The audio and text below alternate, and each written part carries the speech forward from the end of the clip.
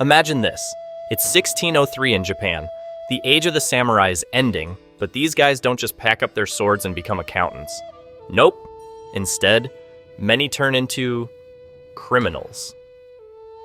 What happens next? Well, they evolve into the Yakuza, the most feared crime syndicate in Japan.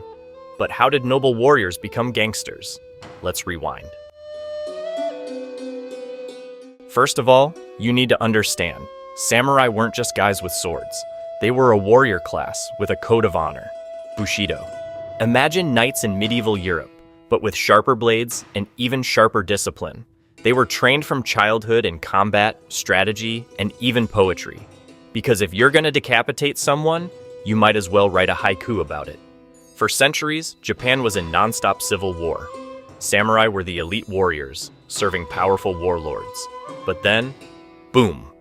The Tokugawa shogunate takes over, unifies Japan, and declares, no more wars, no more samurai nonsense.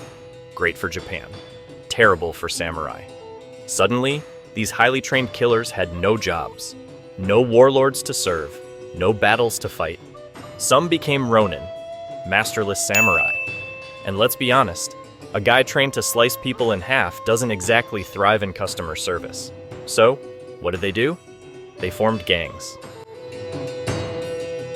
These ex-samurai started running protection rackets, forcing merchants to pay them for security, which really meant pay us or bad things happen.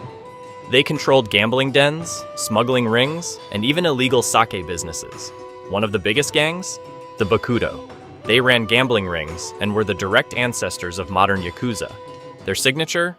Full-body tattoos, which back then meant you were an outlaw. Then there were the Takiya, merchants who sold fake or stolen goods at markets.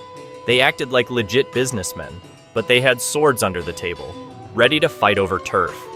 Basically, these guys were the original buy-one-get-scammed salesman. Here's the crazy part. Even though they were criminals, these ex-samurai still followed Bushido, the samurai code of honor. Loyalty, respect, and discipline were everything. Yakuza leaders became oyabun, bosses, and their men, kobun, soldiers. It was like a twisted version of a samurai clan. Betray your boss, say goodbye to a pinky finger. Over time, these gangs grew so powerful that they controlled entire cities, making secret deals with politicians and police. Fast forward to today. The Yakuza is still around, running multi-billion-dollar businesses, but instead of swords, they use banks, real estate, and even stock markets. They've gone from gangsters to CEOs, but their origins?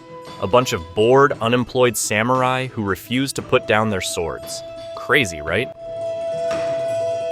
History isn't just dusty old books. It's full of insane twists, legendary rivalries, and moments that shape the world. Subscribe for weekly deep dives into the wildest stories from the past. See you next week.